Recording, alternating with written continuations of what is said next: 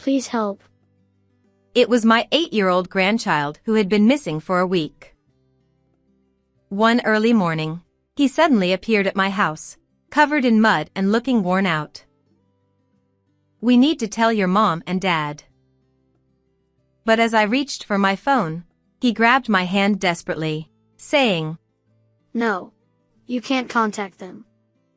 When I heard the full story from my grandchild, the shocking truth about my son and daughter-in-law came to light, and my anger reached its peak. How could they? I will never forgive them. And so, while harboring my grandchild, I vowed revenge against them. My name is Caroline. After retiring at 65, I spent my days volunteering at a children's facility. Come to think of it, I wonder how Danny is doing. While watching the children happily playing in the facility's garden, I found myself thinking about my own grandchild. However, I didn't have much involvement with my son's family. They were reluctant to invite me into their home, and I rarely had the chance to see my 8-year-old grandson. Even when we did meet, Danny was the quiet type, obediently following his parents' instructions. He's unusually well-behaved for his age, I thought at first, but gradually, things started to seem off. Geez, Mom, did you come here without telling us again? Oh, is there something inconvenient about my visits? It's not like that, but if you're coming, at least give us a heads up. My son Elliot always greeted me with a look of annoyance whenever I visited their house. Sure, it would be better to give them a heads up, but even when I did mention beforehand that I wanted to visit, I was usually turned down. Still, I couldn't help but worry about whether my married son was living a proper life, so I had no choice but to drop by unexpectedly. Sorry. We didn't expect you and the room is a mess. My daughter-in-law, Georgia, didn't bother hiding her indifferent attitude either. I could hear the sound of running water and clinking dishes coming from the kitchen, where my grandson Danny seemed to be doing the dishes. "Hello, Danny," I called out as I peered into the kitchen. Danny stopped the water and stepped down from the stool he was using to reach the sink to wash the dishes.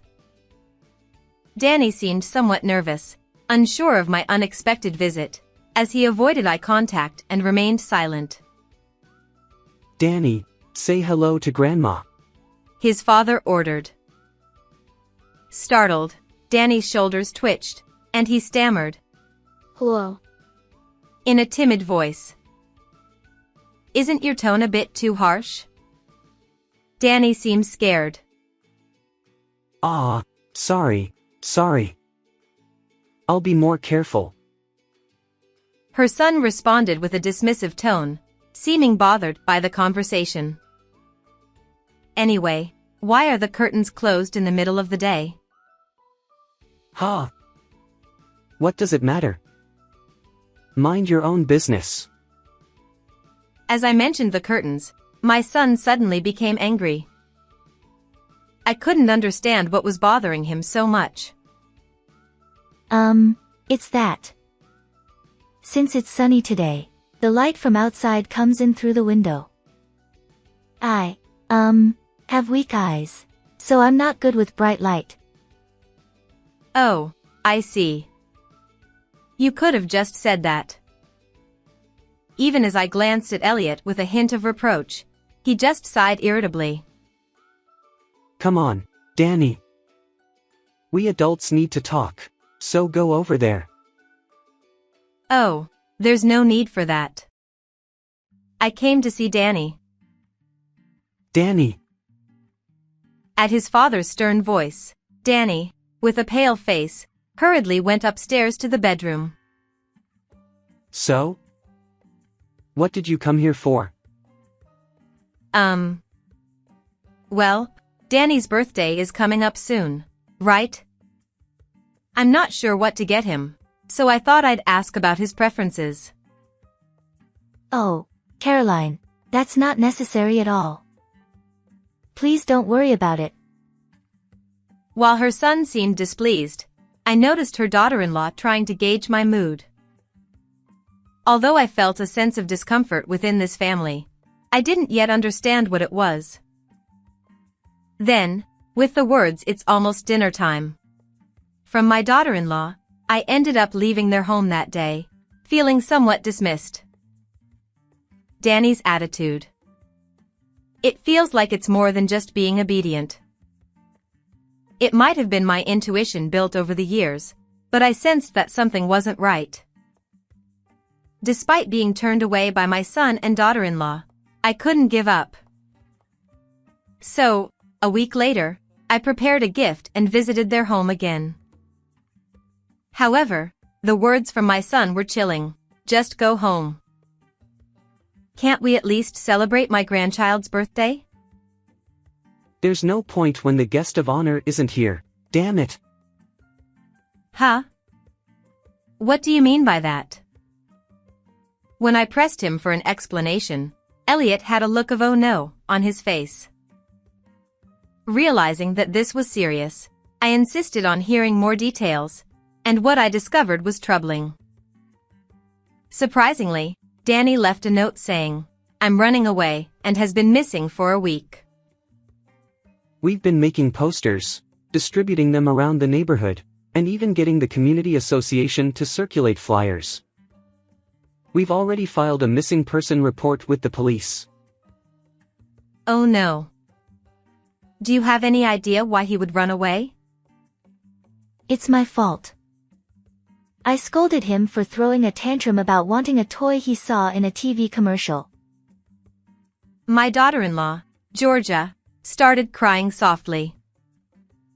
However, I still felt that something was off. Would a child who usually listens to their parents suddenly become so selfish? In the end, I was persuaded by my son and daughter-in-law, who said, "We've already reported it to the police, so all we can do now is wait," and had no choice but to return home. Still, I couldn't help but worry about my grandchild, and eventually, I found myself unable to sleep. Danny. Please be safe. Even as I lay in bed, my eyes remained wide open. I kept getting up to drink warm cocoa. Repeatedly, until gradually, the outside began to brighten with the coming dawn. Then, from outside the window came the weak voice of a child. Grandma. Grandma. Are you there? That voice.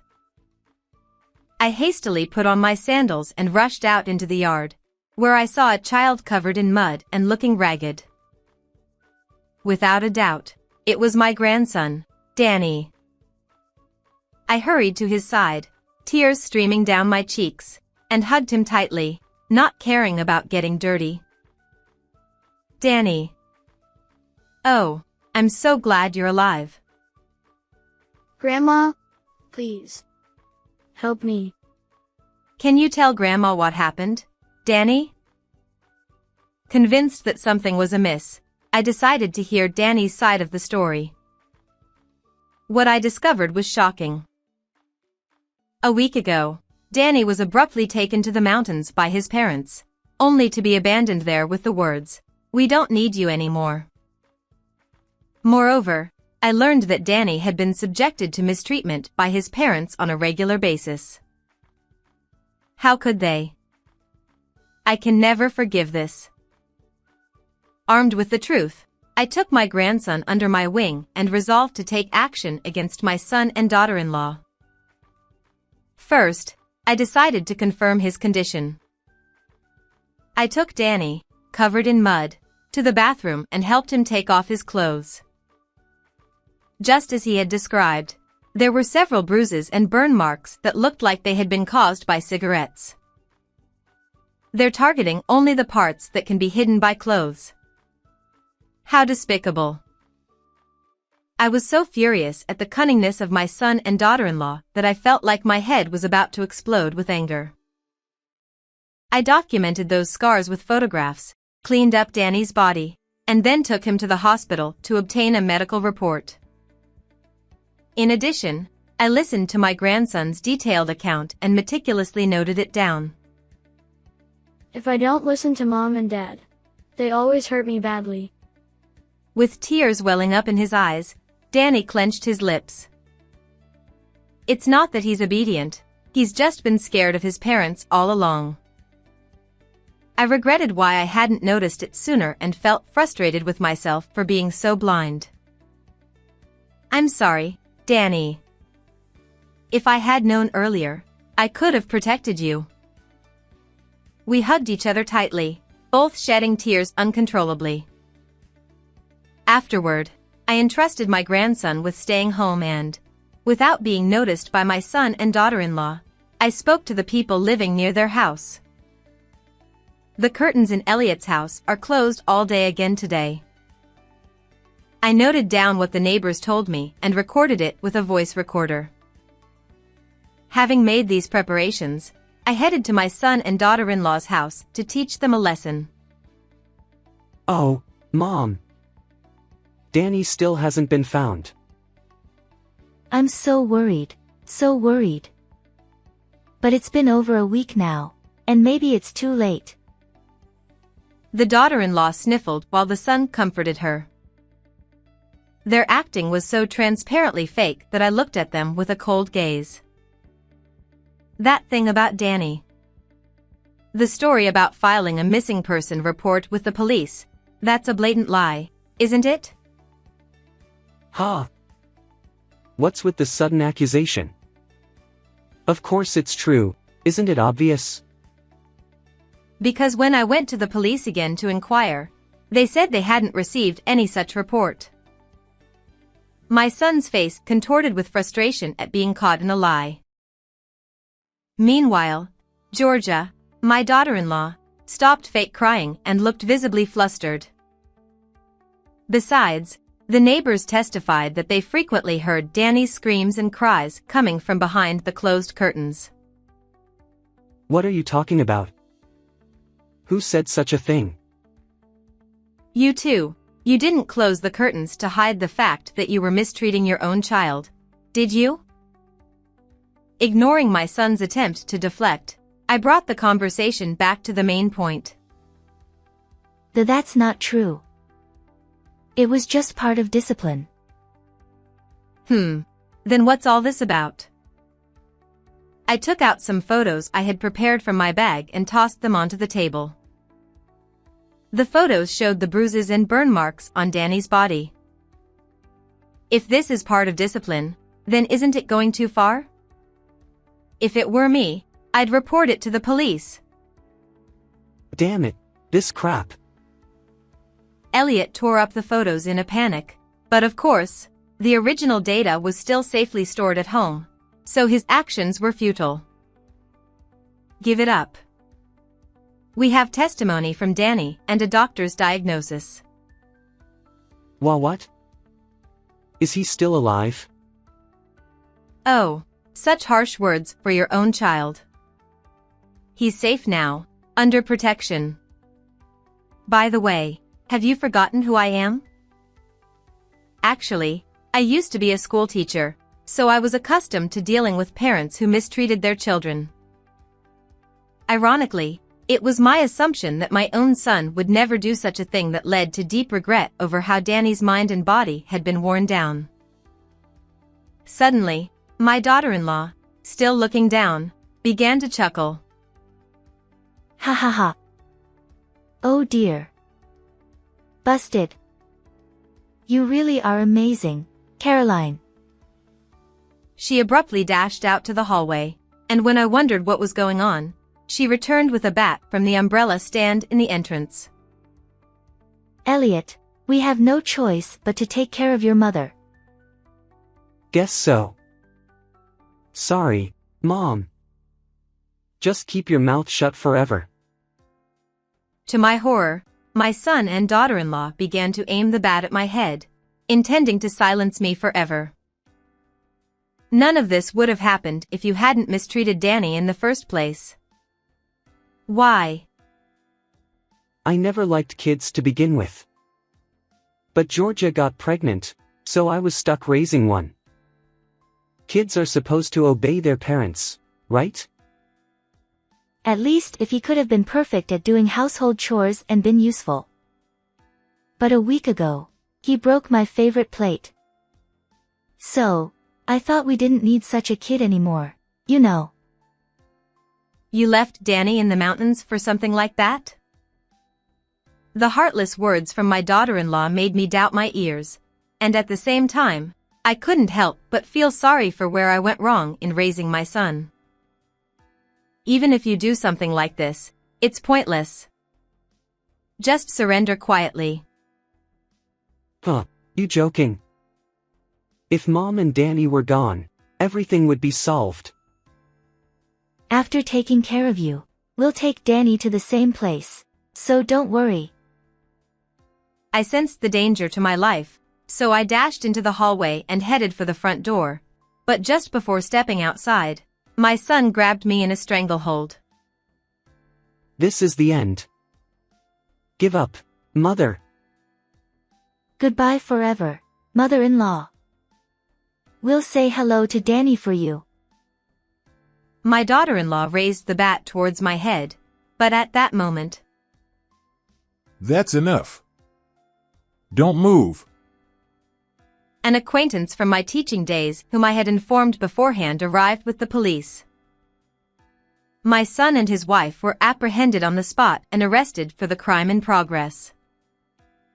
However, as soon as they were handcuffed, they began to cry meekly. Wait.